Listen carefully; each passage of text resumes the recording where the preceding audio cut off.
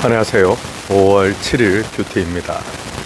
오늘 말씀은 창세기 37장 1절에서 11절까지 말씀을 중심으로 해서 묵상합니다. 창세기 37장, 이것은 정말 우리에게 너무나 큰 기쁨이고 또 마음의 소망을 주는 요셉의 이야기가 이제 시작됩니다.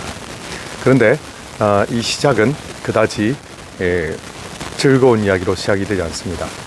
요셉의 나이는 17살. 그가 형들과 함께 이제 들판에서 만나게 되는 장면까지가 다루고 있는데요. 요셉은 집에서 대체로 아버지께서 주시는 그 채색옷, 그 족장의 후계자를 상징하는 것입니다. 이것을 입고 주로 이렇게 집에 있었고, 형들은 들판에 나가서 양을 치는 그런 방식으로 지금 이 가정은 되고 있습니다. 당연히 편해지요. 그리고 여러 가지 형제들 간의 갈등이 너무나 많이 있고요. 그런데 이 요셉의 이야기는 단순하게 역경을 이기고 승리한, 성공한 그런 사람의 역경 극복 스토리를 다루지 않습니다. 이 본문은 결국 요셉이라고 하는 한 인물을 통하여 애굽으로의 이스라엘 백성이 넘어가는 계기, 그리고 그들이 나중에 출애굽을 하게 되면서 하나님의 크신 은혜를 경험하는 계기, 그 모든 것이 다 되는 길이 바로 요셉으로부터 시작됩니다. 우리가 본문 속에 살아가는 사람들, 당시에 이 야곱의 형제들이, 그 아들들이 무엇을 알겠습니까? 또 우리도 요셉의 훗날 이야기까지를 모른다고 한다면 그냥 요셉 개인의 스토리이겠거니 하는데 그렇지는 않죠. 그저 한 가정의 오해, 상처, 갈등, 이런 것들로만 보게 된다면 우리는 성경 말씀에 진실된 그 큰 의미들을 다 놓쳐버린다 할 수 있습니다. 하나님의 뜻은 우리 모든 사람들을 향하여 다 분명하신데, 그러나 사실 처음에 그것은 드러나지 않을 때가 참 많죠. 지금 요셉처럼 말입니다. 우리가 때로는 어떤 사람들과 불편하고, 우리가 때로는 어떤 일들 때문에 갈등하며, 또 우리가 힘들어하는 그런 문제들조차도 모두 다 하나님께서 위대하신 선을, 위대하신 아름다운 계획을 만들어 가시는 데 있어서 모두 재료가 됩니다. 곧 우리 삶에 여러 가지 많은 일들을 통하여 하나님께서는 지금도 역사하시며 기적을 일으키시며 놀라운 일들을 지금도 행하고 계시다는 것이죠. 자, 이제 요셉의 삶으로 한번 깊이 들어가 볼까요? 요셉은 편애를 받는 사람이었습니다. 요셉의 형들은 편애를 받지 못하는 사람들이었지요. 아버지의 사랑이라고 하는 것은 그 자체로 받는 사람에게는 무척 귀하고 행복하겠습니다만, 이걸 받지 못하는 사람의 입장으로 보자면 보통 서럽고 슬픈 것이 아닙니다. 형들은 마음속에 요셉을 향한 미움, 아버지가 불공평하다라고 하는 이 생각, 이걸 가지고 결국은 아버지한테 풀 수 없으니 요셉에게 풀게 되겠죠. 우리가 가정에서 이 편애라고 하는 작은 죄를 저지를 때 우리는 사실 크게 이것이 문제될 거라고 생각을 하지 못합니다. 이삭과 리브가가 야곱 에서를 이렇게 편갈라서 사랑할 때도 그들은 그것이 평생 정말 많은 가정 내에 많은 문제들의 씨앗이 될 거라고 생각 못했던 것 같습니다. 결국 야곱의 이런 편애는 형들이 요셉을 죽이고 싶은 마음이 들 정도로 아주 극심한 것이었는데요. 말 하나, 태도 하나, 눈빛 하나에서부터 요셉은 정말 미움의 대상이 됩니다. 그리고 그 상처 위에 아버지 때 받았던 상처들이 또 그대로 아들들에게 물려받아지는 이런 것들도 보게 되고요. 결국 이것이 죄를, 이런 편애 같은 작은 죄를 방치하니까 나중에 큰 아주 죄로 발전을 하게 되죠.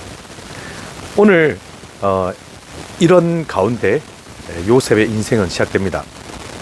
자, 오늘 본문에 보니까 요셉이 꿈을 꾸는 장면이 나오는군요. 꿈은 총 2번에 걸쳐서 꾸게 되고 2가지 다 요셉이 훗날 이 세상의 많은 사람들을 먹이고 살리는 위대한 리더가 될 것을 예시하는 미래를 이렇게 가리키는 꿈이지요. 물론 우리가 오늘날 꿈을 꾸긴 합니다만 우리의 꿈은 예지몽이 아니라 대체로 그냥 우리의 그냥 꿈입니다. 그것을 매번 꿈을 꾼 것을 하나님께서 내게 주신 것이다 해가지고 이 꿈 해몽을 AI한테 물어보고 하면 여러분 정말 도움이 안 됩니다.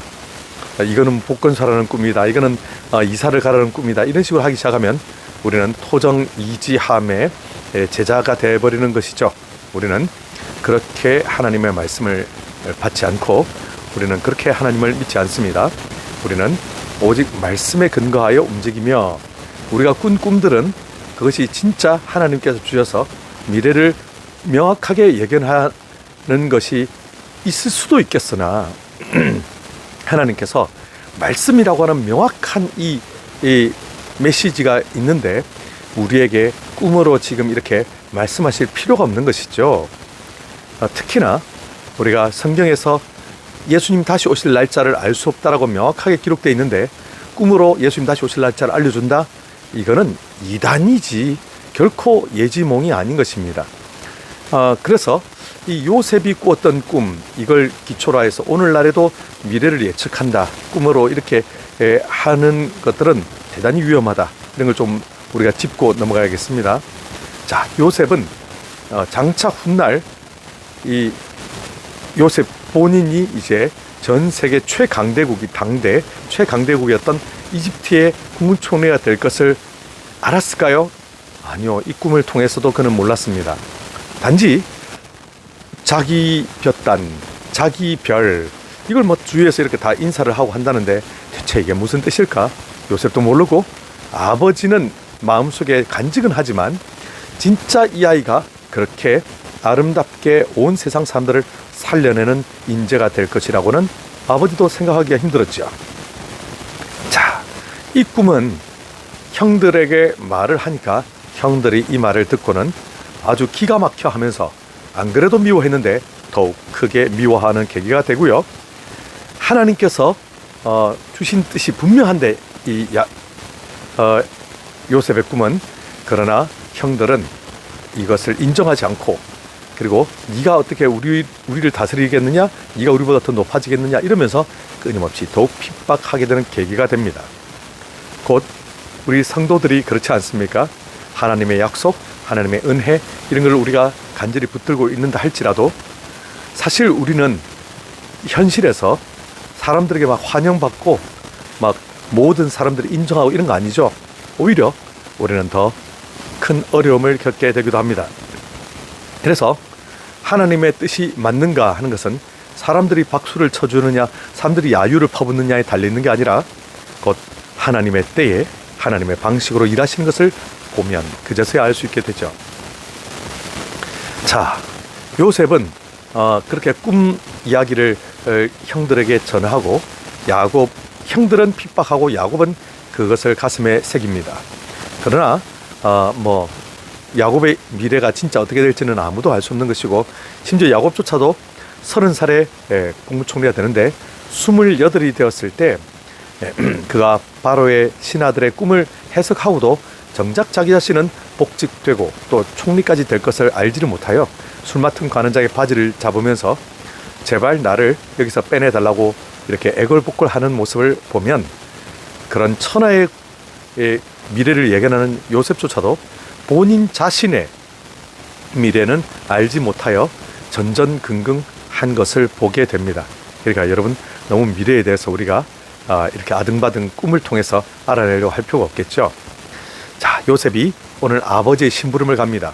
저리 멀리 세겜, 그리고 거기서 또 옮겨 도단이라는 곳으로 이렇게 장소를 이동해서 계속 양들을 먹이고 있는데요.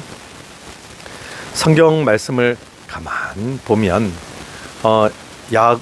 요셉이 지금 형들을 만나러 가는 이 길, 사실은 이게 죽음의 길처럼 보이고 또 좀 있으면 이제 노예로 팔릴 거기 때문에 너무 우리는 긴장해서 보게 됩니다만 결국 이 걸음이 요셉이 애굽 이집트로 가게 되는 계기, 그리고 하나님께서 요셉의 인생에 위대하신 일을 행하시게 되는 계기의 장면을 보여주는 것입니다.